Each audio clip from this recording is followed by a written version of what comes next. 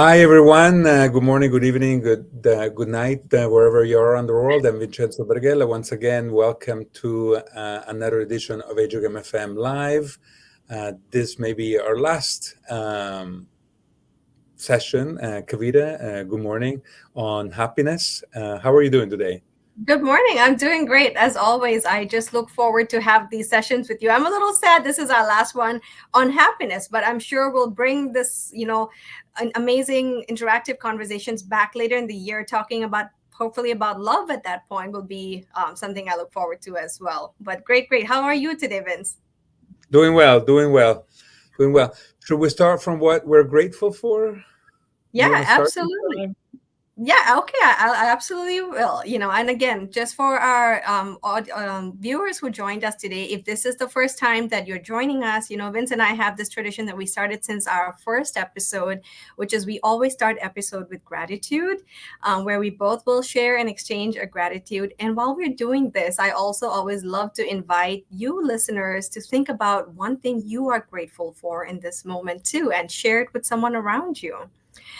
For me today, that when I was driving to work this morning, I was thinking about this. So I'm actually grateful that one of my childhood friends, like best friend since I was a very little girl from back in Bangkok, she's actually coming to visit next month. And ever since I've moved to the US, which is like now almost 10 years ago, we always talked about, oh, you should come, we'll take a trip together. We haven't seen each other for so long. And finally, after almost 10 years, it's happening next month, after my exam. So that just like fills my heart with so much gratitude. I'm excited to see her. And I think the thing about when you miss someone or someone from back home is coming to see you, when you think a little deeper, I think that what makes you so grateful is it suddenly just brings back all the wonderful memories you had together as a childhood. It brings back the wonderful memories of home, and just thinking about all that is like a nice warm hug to your heart. So that's what I'm grateful for. That's great. That's wonderful. Wonderful story.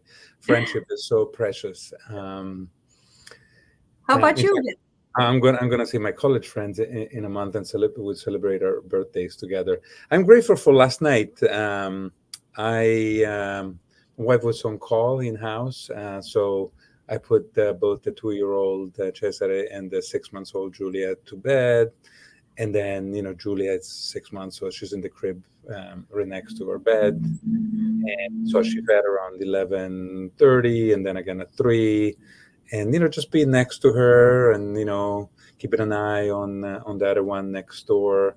Um, being a dad, and probably the best profession I ever had, and the one I cherish the most. I think that I'm grateful for a night like that last night. There's nothing better in life to be busy with things that make you happy. So Yeah. I'm No, one of those that would change diapers, his whole life. I don't mind those kind of things. oh, I love that. That's so beautiful, and I love it, especially when you talk about, now that I feel like you brought up, especially your baby girl, your 6 month old Julia, with our stories quite often.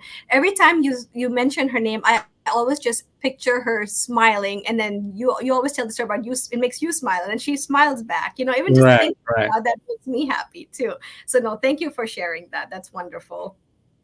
In fact, that's a perfect thing to start, because we'll talk about that. We'll talk about smiling and how contagious it is, Yes. and we'll continue to talk about activities that increases your happiness, as we did last time. Hmm. And here we go. Actually, we didn't plan this, but it worked out great. Perfect There's a segue. lot of evidence, since the first sessions we've been talking about, showing references and randomized trials and really good science. If you change your facial expression to a positive one, you will not only feel the benefit of an emotional change inside of you, especially if it's sincere, but it's like a butterfly effect, as you can see in this slide. People say you move there's a butterfly who moves, her wings here, and then in Bangkok, there's an earthquake. Hopefully not, but there's a bigger event. Meaning, a small thing like a smile can have a huge effect. There is some good signs that positive influence, like being positive, happy, smiling, extends to people within 3 degrees, and there are nearly 1,000 people within 3 degrees for most of us. So That is Wow. unbelievable, an unbelievable effect. And that's why if you can, and I certainly do it all the time, when people ask me, in the United States, there is all this stuff about, hey, how are you? How are you? And people sometimes don't answer, or, just say back, how are you? I actually try to answer it. And 99.9% of the time I say I'm excellent. Mhm. Because I am excellent. I do feel that way. I do feel like the luckiest guy in the world, the happiest guy in the world. And I want to give part of that to others. And there's good evidence that, your cortisol levels go down, your the endorphin levels go up, with this contagious positivity. It doesn't have to be gross and aggressive. I'm not for that, but I think if you can share some positivity, I think that's a good. Mhm.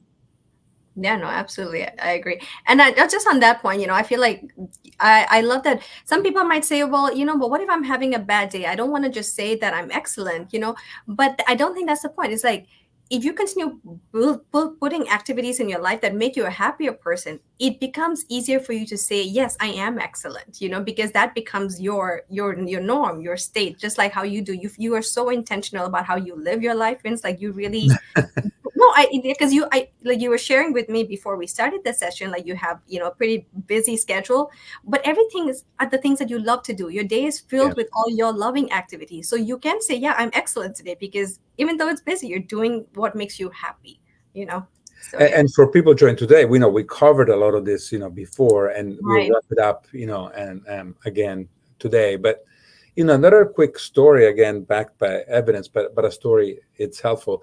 I wrote it as Sloan Kettering for a couple months when I was a resident, Kavita. Mm, Sloan Kettering, one of the best hospitals, not the best, for oncology and for right. decades, GYN oncology. So a lot of difficult cases, and there was a very famous chairman there, but in the room where it operated and did, accentuations and big debulkings, etc., Mm, mhm. was this sign up here in red and black. It's nice to be important, but it's more important to be nice. And I think the Uh-huh. nurses put it there because this guy, old style, used to throw a few Wow. instruments, used to use a few words that, you'd be kicked out of the hospital right now. Mhm. And it was I love this message. It's nice to be important, nothing against that, but it's more important to be nice. 100%. That was 30 years ago, in New York. Yeah. If you're nice to everyone, I'm just going to read through a slide real quick. Good things happen to you. Be a listener. We went over this before. Be professional. Use thank you notes all the time. Be thankful to others. And in fact, if you can say it face to face soon after you received something nice. Mhm. Um, Thank you very much for seeing or sending the patient for asymmetrical fetal medicine. MFM is very small. One enemy can destroy it. Mhm. Sometimes Yeah. the moment takes you, and you may not be as nice to people. Mhm.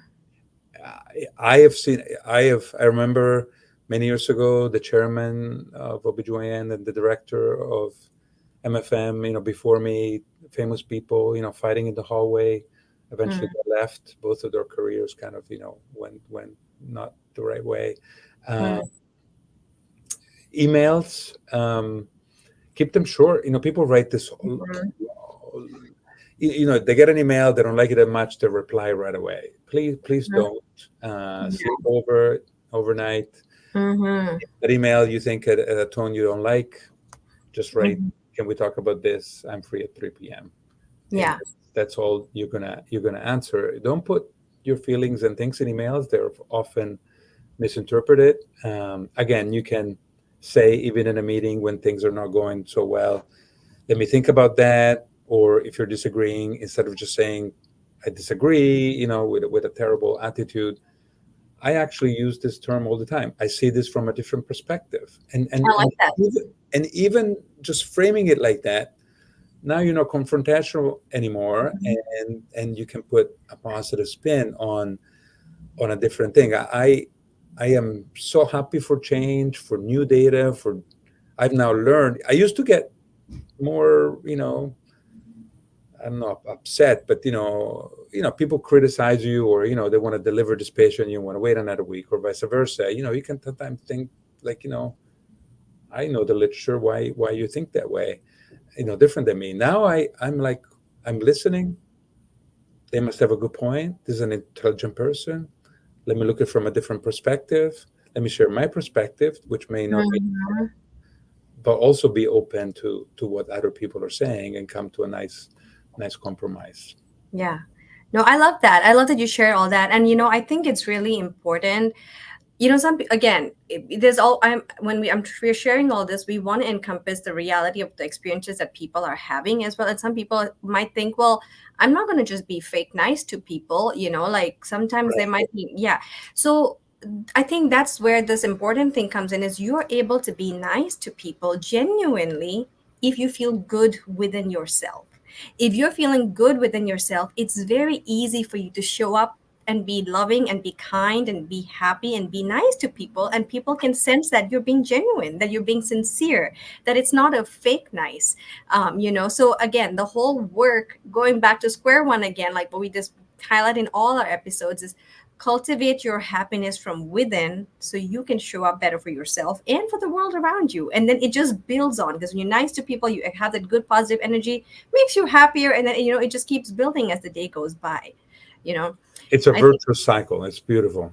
yeah, yeah, It's, absolutely. it's really And nice. I love that you ended that sentence now earlier. You said, to listen, to hear other people's perspective, because I want to add on to that, right? Like, the best gift you can ever give anyone is your presence, right? And I think that is so important, especially in the world where we are so used to just texting or communicating over a screen, and we're not really able to hear each other. And a lot of times, so fast paced, that when people say something, the first thing you're doing is like, oh, I need to respond to that. I need to, like, just kind of what you alluded to, just taking a break.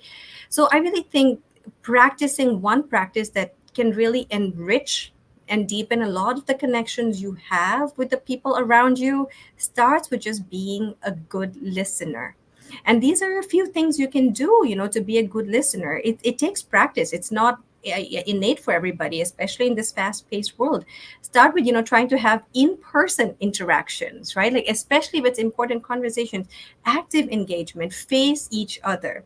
And this is another thing for, from like all the, what do you call, body language signs and stuff. They say even when you stand and face each other, actually, if you face each other at a 30-degree angle rather than right on, it's actually less confrontational. It allows your heart space to be more open. You actually are able to communicate more openly, authentically, and can hear each other better. So the way you share your body language is also, something that's really important.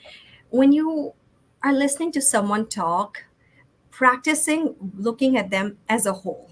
It's not just the words, right? It's who they are. What is their energy? 70% of our communication is, through our body language. Are they nervous? Are they, how, and that might give you a little bit more insight as to, okay, they're really struggling to share this information. Maybe they're being vulnerable by being able to do that for us right now. And don't interrupt. We're constantly thinking, oh, I don't like that point, I'm going to combat that point. But just hear them, and even after you hear them, let it sit for a second, right? Because you'll be surprised with how differently you would otherwise respond, if you rather than if you had responded right in the moment. And I think one important tool, that always helps as well when you're listening to someone, which I think is something we can obtain from medicine. I think in practice of medicine, especially labor and delivery, safety culture, if we've all learned to practice closed loop communication, like example in a code or anything, right? I say, hey, give epi this, person, like, all right, giving epi this, like whatever it is, the closed loop communication, do that in your real life practice too, especially when you're having challenging conversations with people, right? Say like, hey, this is what I'm hearing. Is that correct? Or correct me if I'm wrong, but this is what I'm hearing. And that really allows both parties to not only listen, but to be heard. So what are your thoughts, Vince? I agree 100%.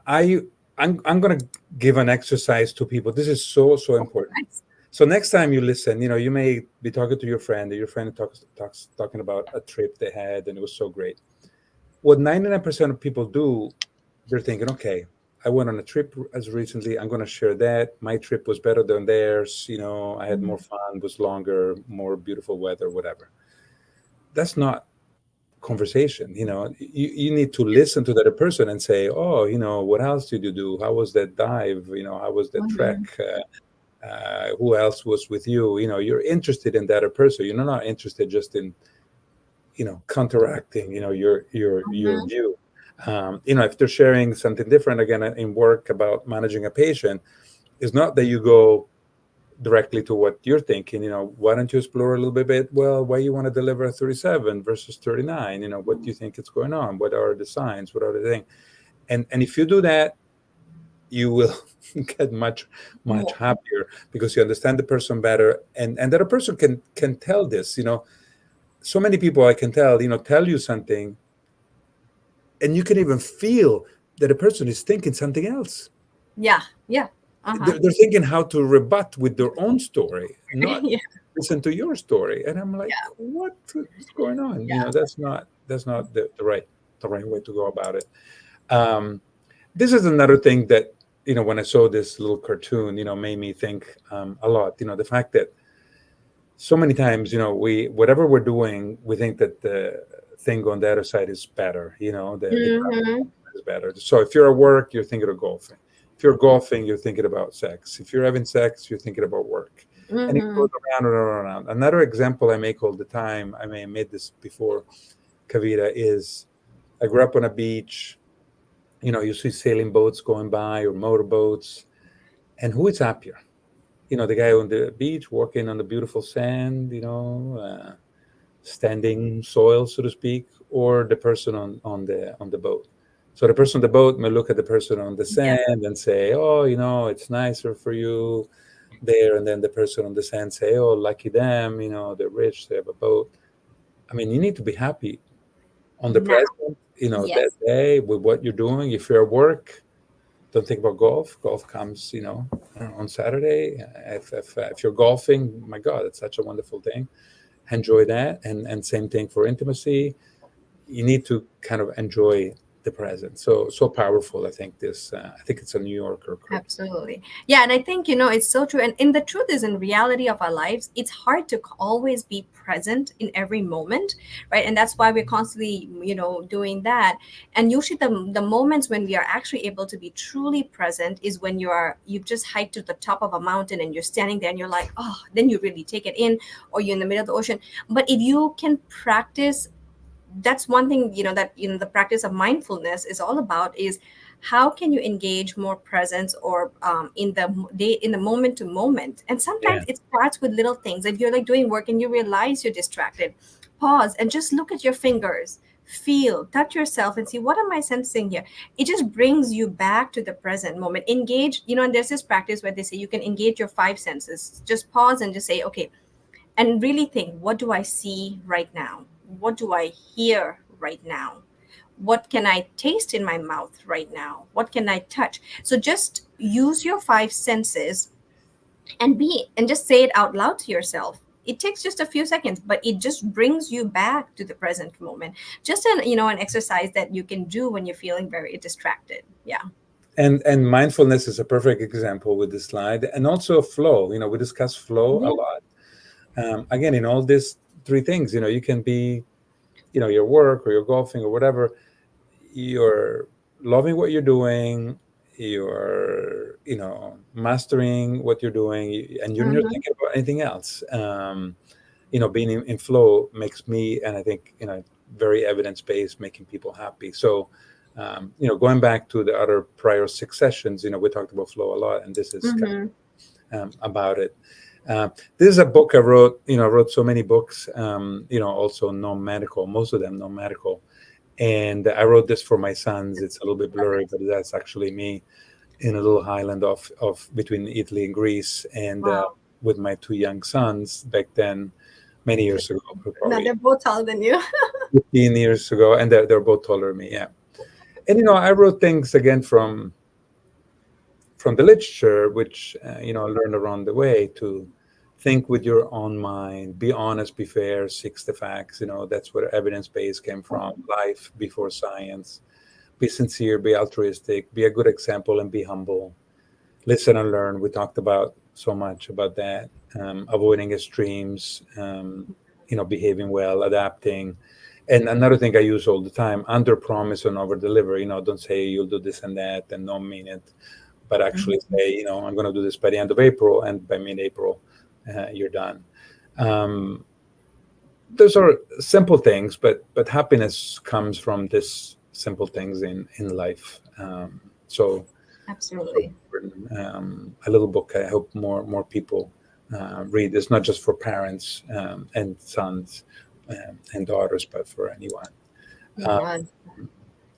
And another thing I learned around the way that helps with happiness is to admit your shortcomings. When I round Kavita, as I did earlier this week, I tell the residents, my 3 or 4 favorite words is I do not know, I don't know.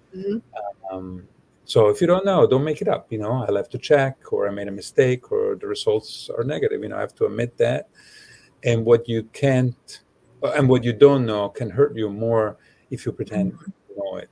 So especially in our field, in science, Yes. but in life as well, keeping to the truth and admitting your shortcomings, and being humble is so important. Go Yeah, ahead. I love that. And I love that you shared that story because, for your residents that are, looking up to you, to hear you, who's like world-renowned professor, all these achievements, no, really, right?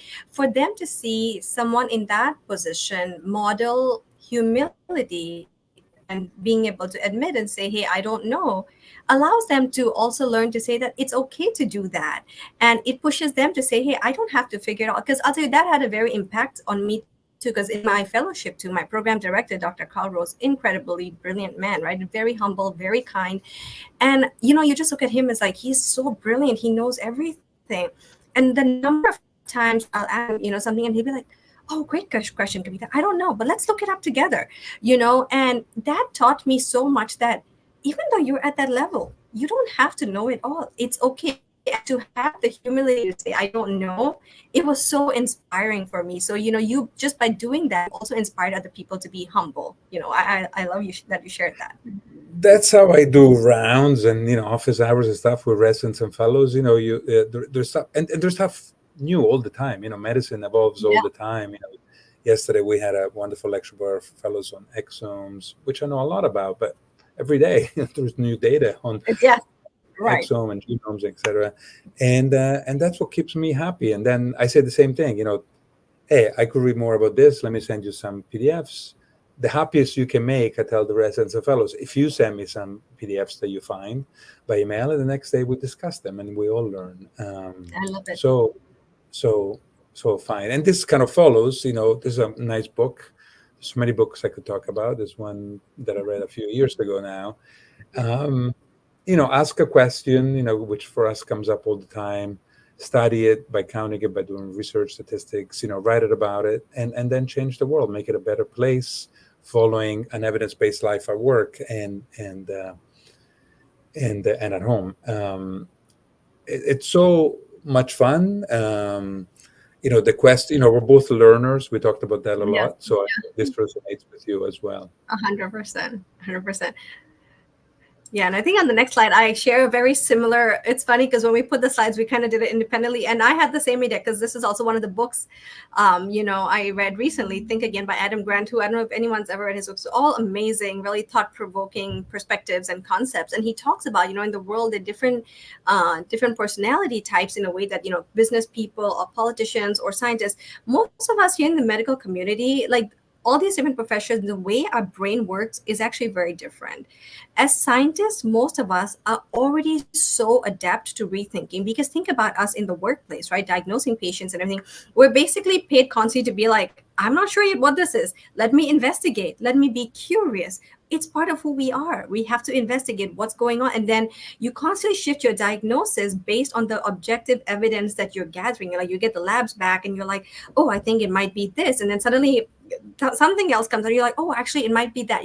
We are used to doing this. So apply this way of thinking to your life, to to flow. Don't be so tied up into like a certain perspective. Allow yourself to constantly have the ability to think again, to rethink situations, to update your perspectives, update your worldviews based on new information you learn. So, I just thought it was really interesting how he wrote about it. I love Adam Grant. I think I read most of his books, Yeah. quite a few. Original is also good. That's its in your slide. Right. And I followed him on X. If people are interested in this Mhm. kind of stuff.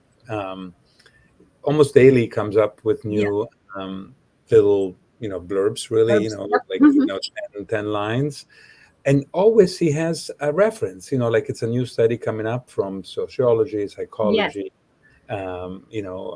evidence-based life, so to speak, and it's very, very helpful. One day maybe I'll when I retire, I'll read him even more and share some of the stuff I read all the time. This is another one of my tricks. People ask me, I know, how can you be so productive and stuff? I, shower every morning, as probably many of you listening, and my brain in the morning, I'm a morning person, it's so alive, and I think about my kids and personal life, etc., but I also think about things maybe related to work. For many years, cervical length cerclage was all I was thinking in the shower. And this is not my shower, this is just from the internet. And I used to have pen and paper and writing things down. Now, obviously, when I'm a little bit more dry, I have, I can put things down on my iPhone. But it's so, do that. You come up with good ideas all day long, and write them down. I write things down all the time, or put them in my iPhone.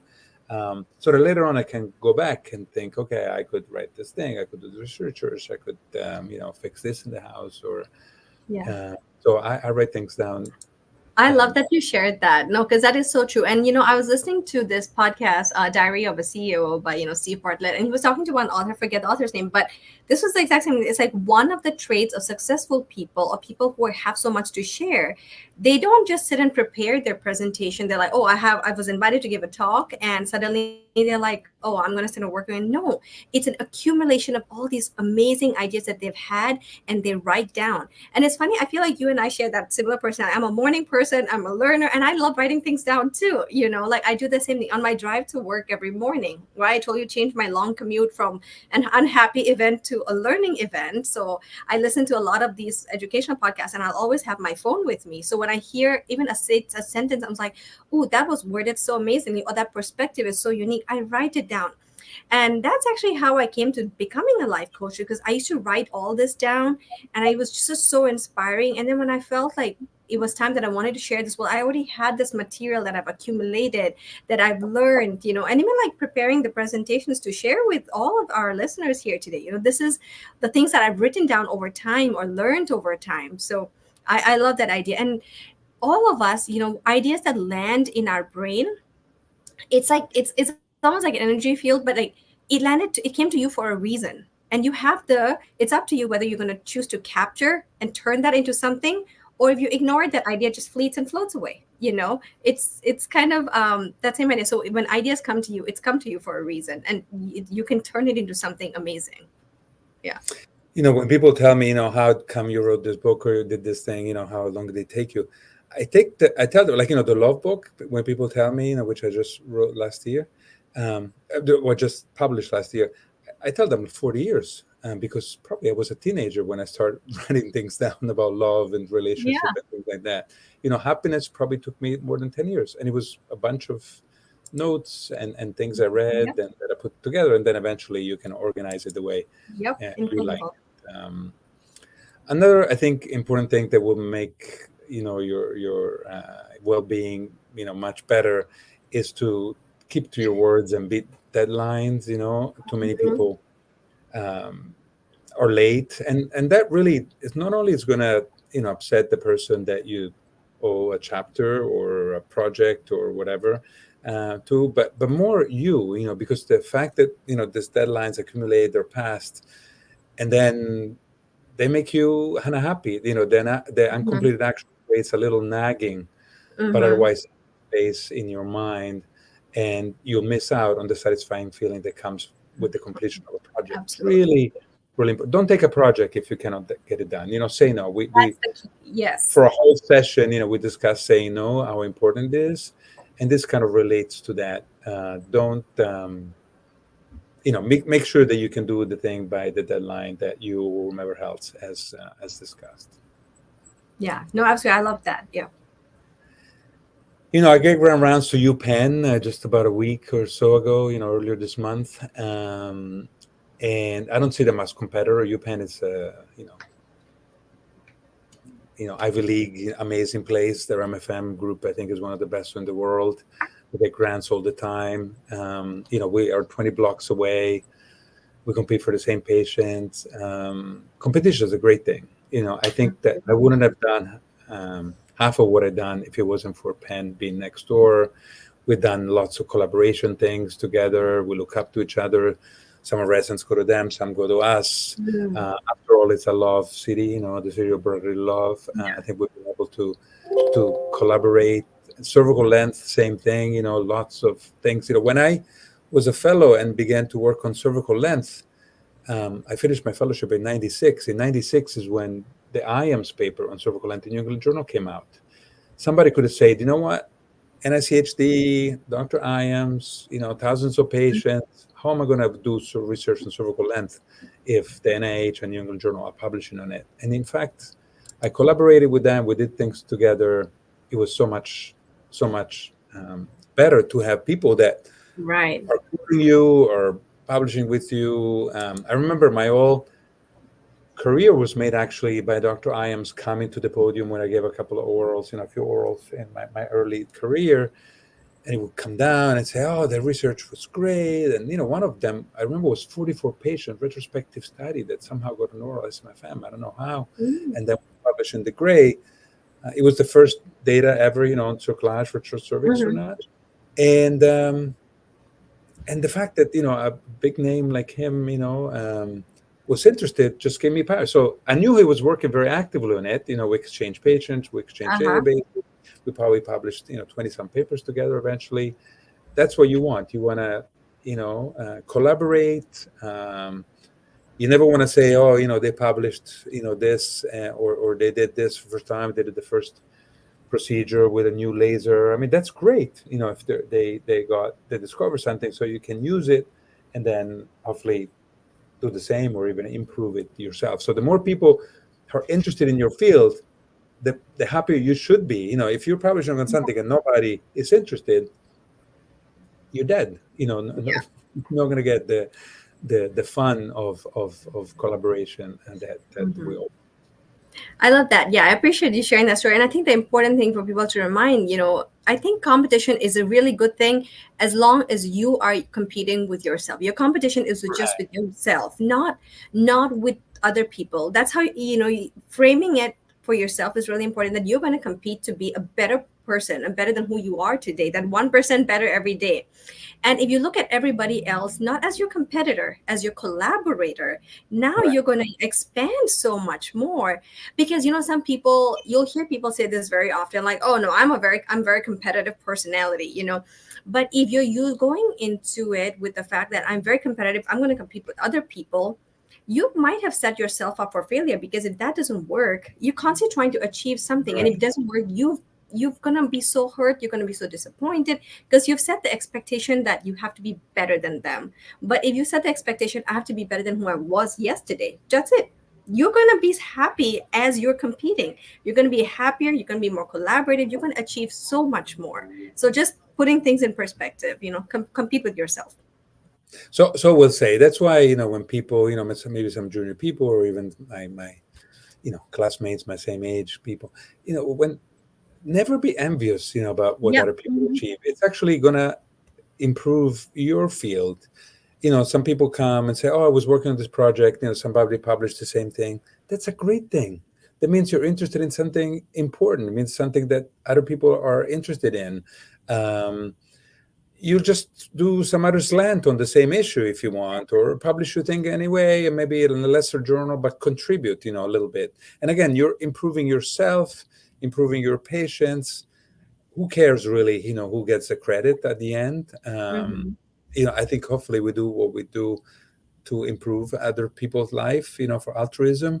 And, people that, give up because somebody else, stole their ideas. I give my ideas out, Kavita, all the time. Please copy me, please improve me, please beat me. That's what I want. If I publish something, it means I'm interested. If you do it better than me, that's you're answering the question I was looking for. That's what I'm looking for. I'm looking for Uh-huh. the answer, and you're helping. Helping my cause. Yeah, and you serve the greater good, and that should be the ultimate goal always, right? I agree. That's beautiful. And we went over, and we'll conclude soon. About goals and things like that. Yeah. And sometimes you'll have defeats. Earlier in my career, for example, I applied to be a network site. For the MFM unit network at the NIH. And once actually they told me I was in, and then I wasn't, etc. At the end, I got so much more done. I collaborated with them anyway, looking at their data and safety and things. As I said before, I'm probably one of the most rejected, declined person in the world. We're very grateful for me. Their manuscript has been declined. This is something I taught my kids, especially my older ones. If you want to succeed, double your failure rate. Just keep on going, keep on going, keep on going. One defeat or a few defeats shouldn't stop you. There are many other alternatives to what you're doing. Many other alternatives. For example, in this case, for the network, I wanted to do research or randomized studies. Thankfully, I've done dozens and dozens of randomized studies anyway. Maybe not as big, maybe smaller. I really love the NICHD, but that's fine. It's you kind of move on. Yeah, no, I completely agree with that. And this is a quote that, our dear friend, Dr. Idalyn Carr, who runs the leadership conference with you, Vince, right? That we talked about last time as well. We had the conference recently, earlier in March, actually. And one of the sentences she said that really stuck with me was, the road to success is paved with mistakes well handled, right? It's like failures or mistakes, but what you choose to do with that is what makes the difference, right? Like in your case, Vince, you're saying, you're going to get up and you're going to keep going. And for people who are, when you're in the storm and you just got beat down, sometimes it's hard, but practice coping with failure, practice confronting failure. That takes practice too. And that means putting yourself in enough situations that you might fail, and then you're going to be able to get up and you beat that. And the next time you find yourself in that situation, you've already proven to yourself, I beat that last one, I can do this again, I can get myself up. And it actually builds resilience, right? And then that you get to a point in your life where nothing phases you. You're not scared to take the leap. You're always willing to dare yourself to keep pushing for more. And I think that's just beautiful. It reminds me of the saying, when a door closes, a bigger one opens, or window closes, a bigger window opens, etc. It's I truly believe that's true. I'll give another example from just this week. One of our leaders of other divisions is leaving. Wonderful person, doom and gloom. Chairman is sad, and I'm like, great person, fantastic, but there are many people in that field, and we can recruit again. Let's be positive about it. It's a good thing for them. They're moving on. People leave divisions and departments all the time, hopefully for a good cause and a better opportunity for them, for their own family. Right. And again, maybe you take that as a maybe I shouldn't have hired that person who's leaving right away, or I hired the wrong person. Well, it gives you an opportunity. You can handle that fall in a positive way. The last few things here: read as much as possible. Continue education. I really, I try to get my work done. In the morning, try to focus on things I like. But I try to keep some cherries. I like to read and I always keep PDFs from, New England Lancet, et cetera, new things, Nature, et cetera. And I think it's so important that you keep on educating yourself and keep on learning. Another thing that it's hard for me to talk about, but it's so important. These are my parents. This is maybe 20 years ago, actually probably 30 years ago, because this is New York in Central Park. my mom and dad, Yeah. and I left the country when I was 19, Mhm. and I've been in the States now 40 years plus. It was certainly a big sacrifice to Yeah. not live in the same town as my parents, Mhm. same Mhm. house. Um, I went and visited all the time, at least 2, 3 times a year, every year. Kept in touch, spoke, several times a week. Still do with my mom. Um, you can't have it all, and I Mhm. dislike when people, make a decision. They're moving from, Houston to Los Angeles, and then, Los Angeles, and then they miss Houston. But they made the decision themselves. They knew that maybe friends were going to be different, or maybe that their community was going to be more difficult or whatever. But hopefully their job is better. They're near their moms, or there's some other positive things from moving from one town to the other. Mhm. And I think that it's okay to be aware, like I'm sharing with everyone, that if I could, I would have my Jefferson job in Philadelphia, in my hometown of Pescara, the same way I'm sure you wouldn't mind, Bangkok as a workplace. But we got so much more from the rest, and we sacrifice some things. Yeah. No, thank you for being so vulnerable and sharing that story. Yeah, no, I'll let you continue. I'm sure you have this is Yeah, another picture. same idea here. You try to make it up. The World Congress of OBGYN here is what, 2012. Was in Rome. I participated. So my dad, OBGYN came. We stayed in the same place. So you try to make of the opportunities you have, Mhm. the best. My second son lives in New York now.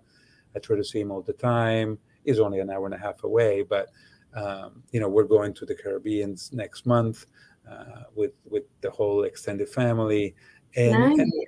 you try to Mhm. fix and work positively on things. Go ahead. Yeah. No, I love that you share all that. And I think, that's the same thing because I share very similar story background to you, right? Like, I left my family, that 10,000 miles away. Every single person that I grew up with, I just moved to America by myself to pursue my goals, my dreams, right? But that's the thing. When you make sacrifices and you're able to offer a different perspective to it, it gives you a lot of gratitude as well. Because now when I look back, whenever I have a chance to go back home and see my family, which is once a year, I'm just filled with so much gratitude that I probably would have taken for granted if I lived there. Mm. Like the fact that when I think the next slide I put a picture of my home as well, right there. So that is like my most recent trip back home to see my family in July Beautiful. thank you. Yeah, so the picture on the left side, this is our my garden at home, and that little gazebo in the corner, that's where my mom and I would go and sit every morning, have our coffee together, and we would just talk. And when I lived back home in Thailand, Bangkok, I didn't, it was just okay, something we did. But now when I go back, because I've made these sacrifices, these moments suddenly are so rich, so beautiful, and something I hold on to very dearly. And that's just my little nephew there playing in the garden.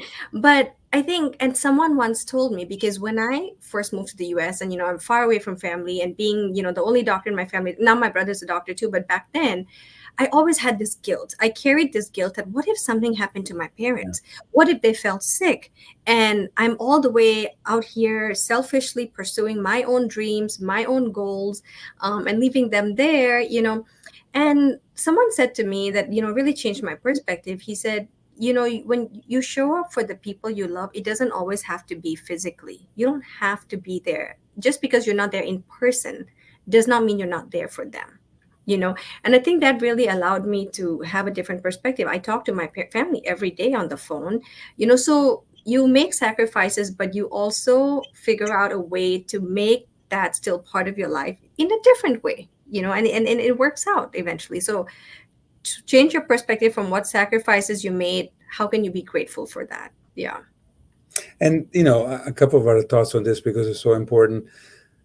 My relationship, my dad unfortunately passed away, but my relationship with my mom, and when he was alive, my dad, stayed very positive all the time. Mhm. They were very supportive. I think one thing we're not talking about is I think we were blessed with the fact that we could make some of these decisions, and we had the Right. support, to make these decisions.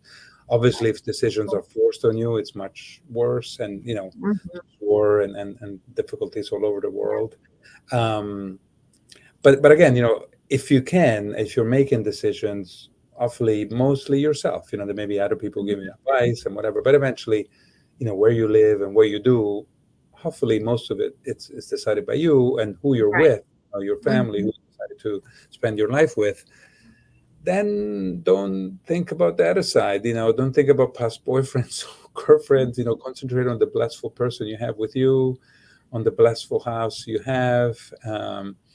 Without regretting that you moved to from a different house. Maybe the previous house was more sunny and this one is bigger, more comfortable, and you miss the sun.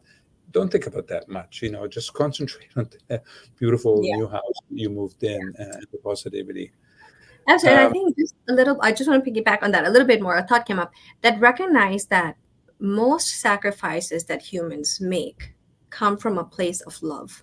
You're doing it, you're sacrificing something for either, like for me, it was a love for my career, for myself that I made. It was a sacrifice. Or if you did something to benefit another person, it's because you loved and care about them that you were willing to sacrifice. Like parents will sacrifice for their children, in numerous ways. All sacrifices come from a place of love.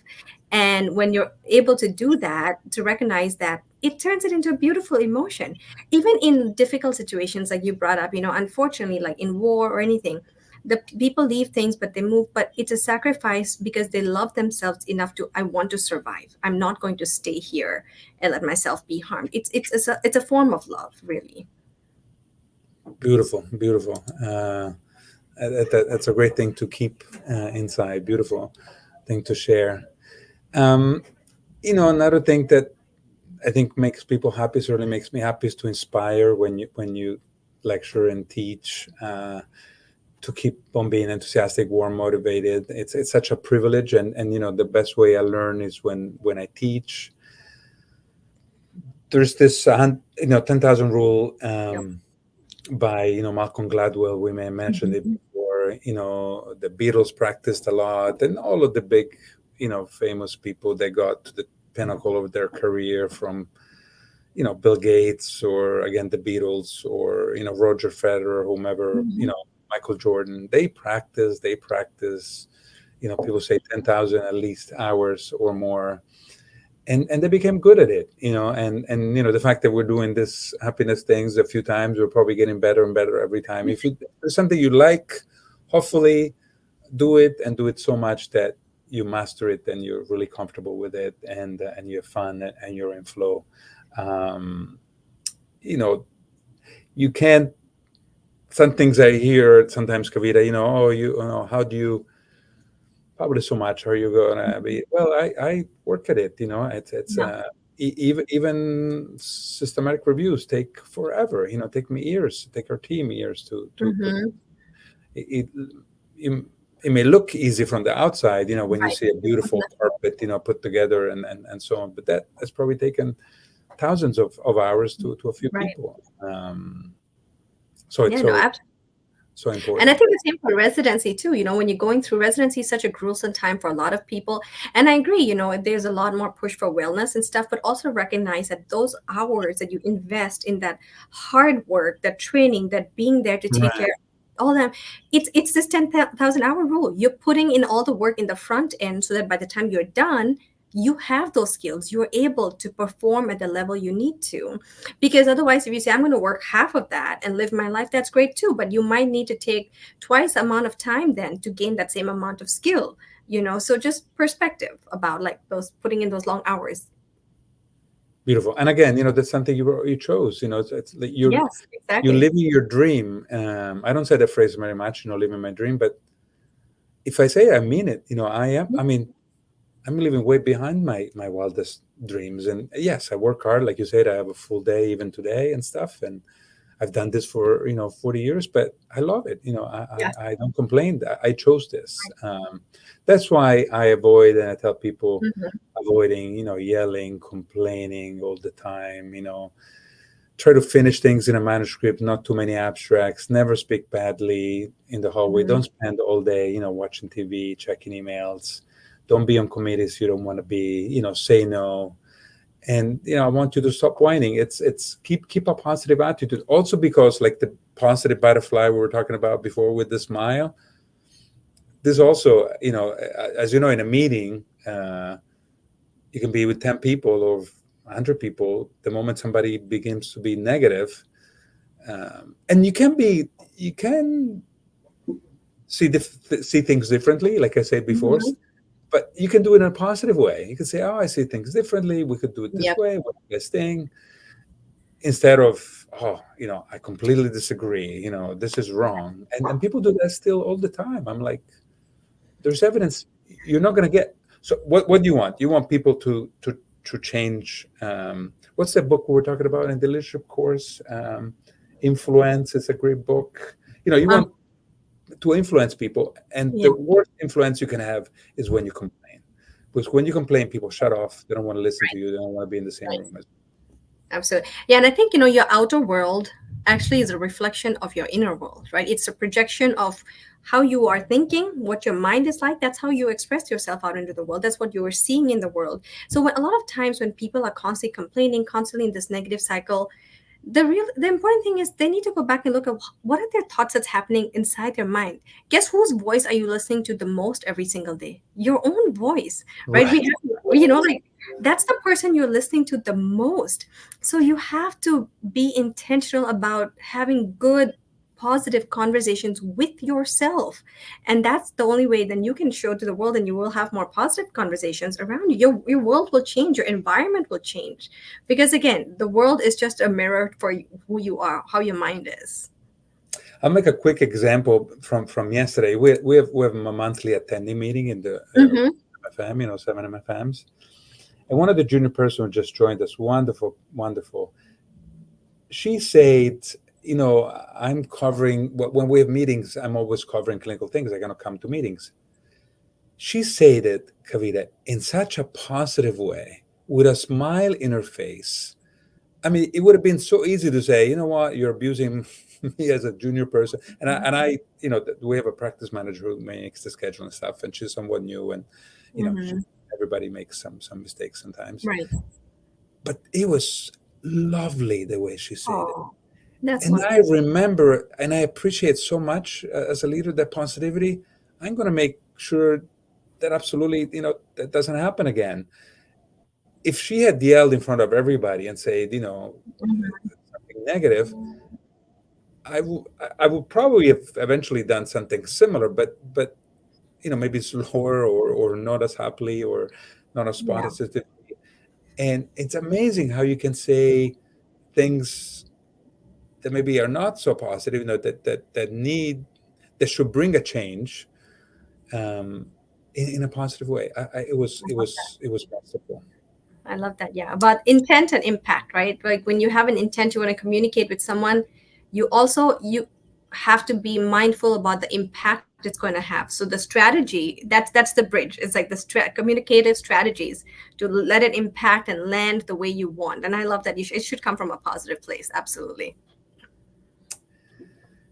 So last couple of slides, Kavita, it's been such a pleasure, such fun. I hope people, if they enjoy this, they watch the other 6. This is the 7th in a series of kind of the evidence about happiness.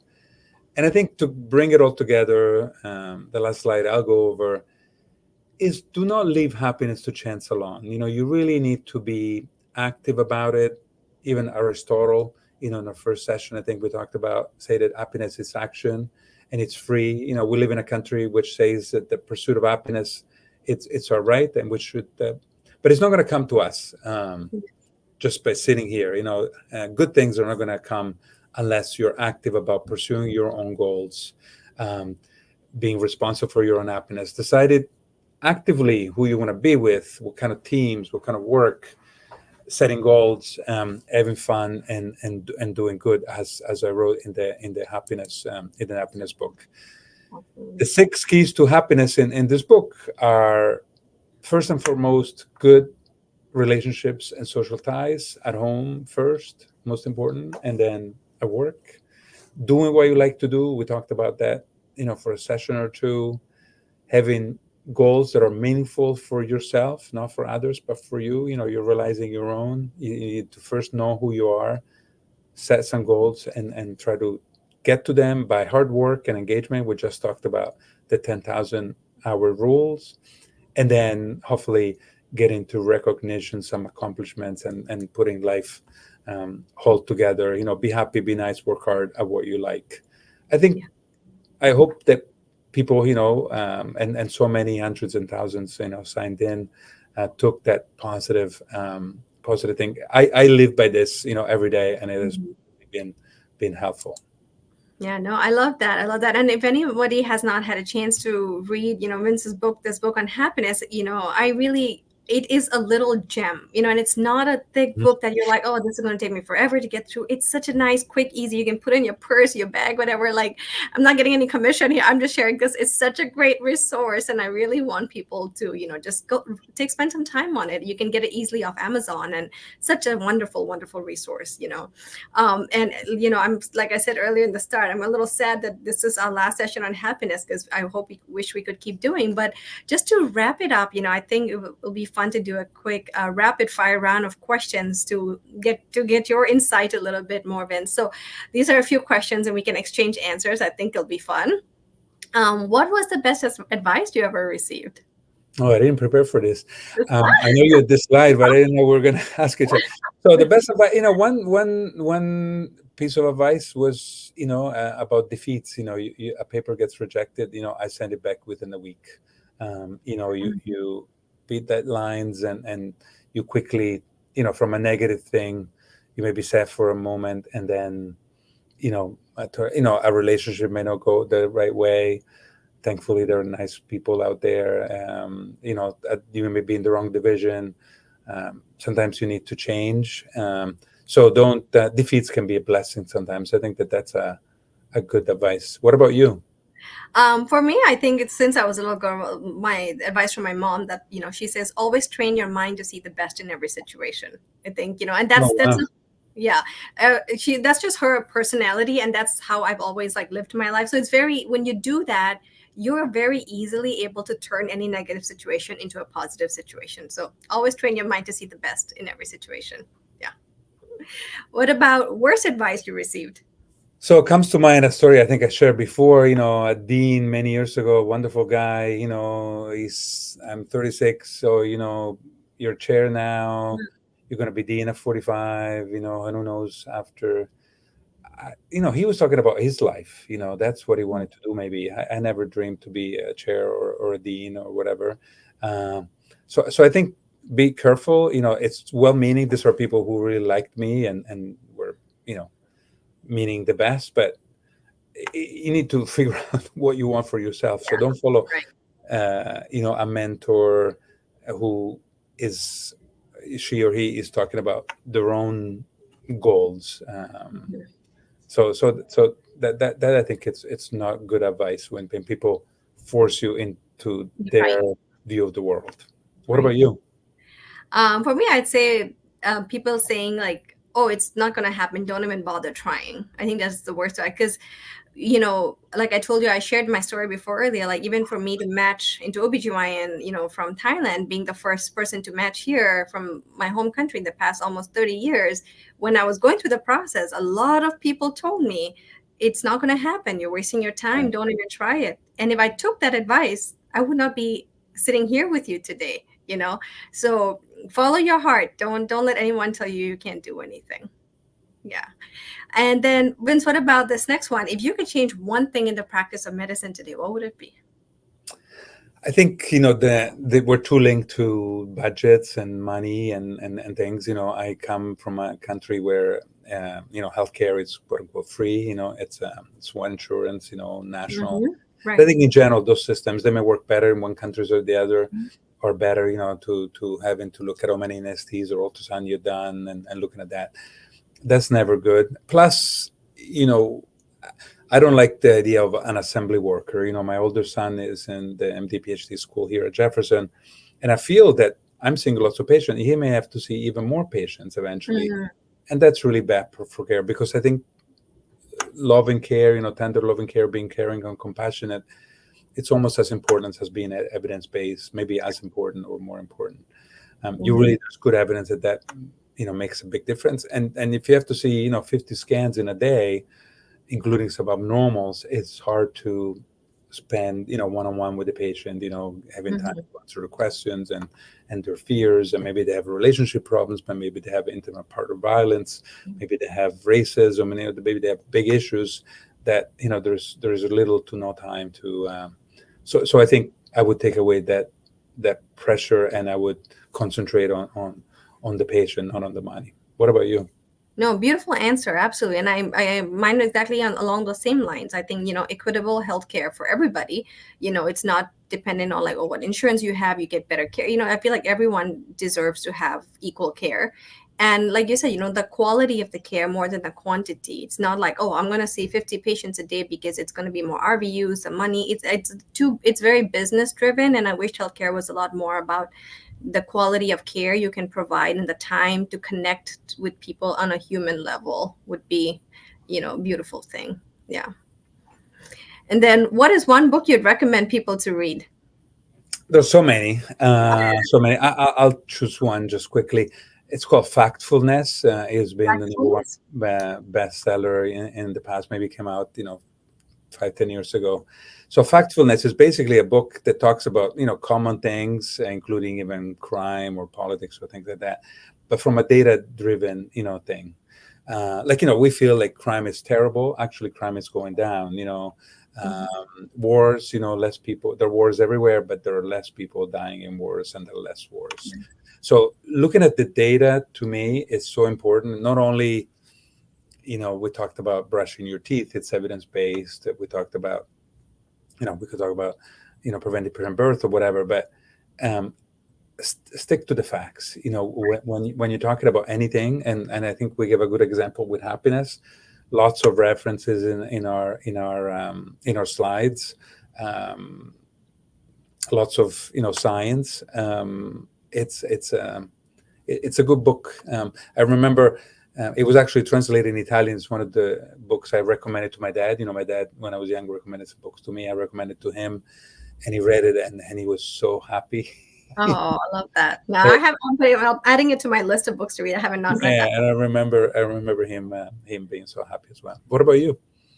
The first one that comes to mind, I think I've suggested this to you before too. Man's Search for Meaning by Viktor Frankl. I think it's not a thick book. It's just a small little book, but it just reminds you that you can find happiness amongst chaos, and you can choose your happiness. I think it's just such a powerful reminder. And I think it just wraps up a sense of what we're trying to share here, that your happiness is your choice. Yeah. And what made you the happiest this past year? I mean, I cannot not say that, my, I had my fourth child, Julia, we talked about her a lot, always dreamed of having a girl. I'm obviously later in life, and to have a daughter who seems to be very happy, she smiles, I smile back. It gives a lot of happiness. She seemed to have light eyes, finally recessivity came out. But again, more than looks, she seemed to be a good person. And that gives me just positivity about the world. People seem to look at, difficulties in the world and stuff, how can you have kids, in such a difficult world? I see the world as a wonderful place. In fact, in a way, getting better. And the facts actually say that it is getting better, despite, there's less poverty around the world. And I'm hoping that she has, 100 years of happiness herself. Yeah. What about you? Again, I think family, right? I think at the end of the day, it comes down to family. I think, last year we had a chance to go back, my husband and I, we went back to see my family back in Bangkok, Thailand, and just being able to spend the time with all my favorite people in the world, in one place. That was probably what makes me the happiest. And it gives me the energy and the motivation to carry on through the next year till I see them again. So absolutely family first, right?